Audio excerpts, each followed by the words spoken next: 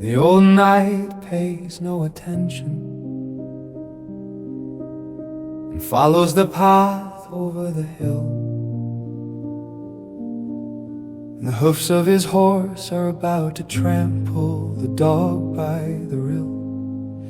He jumps to one side and whimpers, though the night thinks of his wife, his falcon, his land, not the dog's temper. The dog was left behind like the war, and what the night will never know is that the dog smelt the stench of death and hell. The raven and the crow, the great dog knows what the night does not. Hidden in his groin, a pustule has distilled the juices of plague, the clot, the devil in all his 12 tongues, and his horns of bile are awaiting him below the hill and vial, to take him pale into the vale. This is not the night's failure, as war is never a single man's problem. It is a mossy well with nothing at the bottom. Now if the night could read what I now write, he would perhaps think what he did was right. Trusting, believing, holding on to that shred of shiny shard. What he did would pave the way for the heart, that the land will be at peace for the greater good. And he had done all that he could. All cultures and traditions, religions and language can live in harmony. A beautiful ceremony.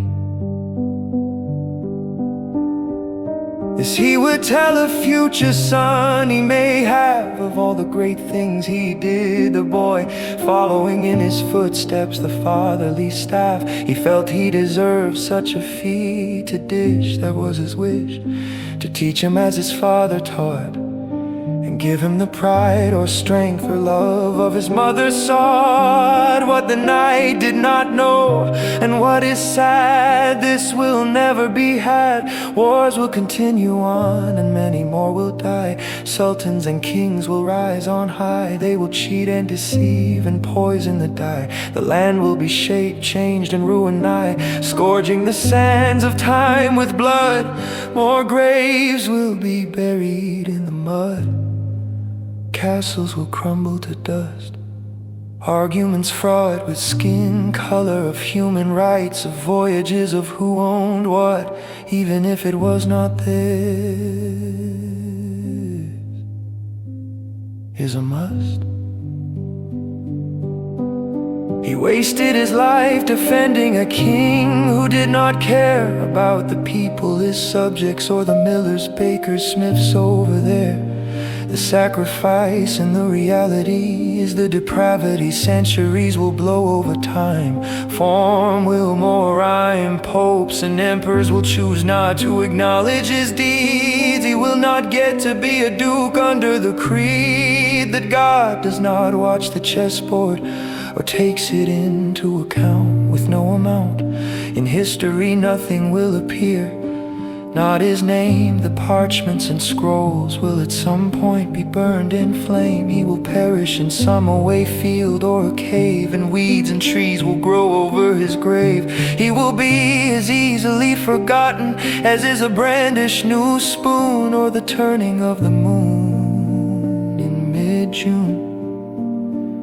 100 years from now, it'll be as if he never existed, though once he was a person who lived with his emotions and thoughts. He insisted when he spoke, he had a voice, a choice. Feet in wagons, carriages and wanderers will pass over the ground, soften, not knowing the night lay just under in a coffin.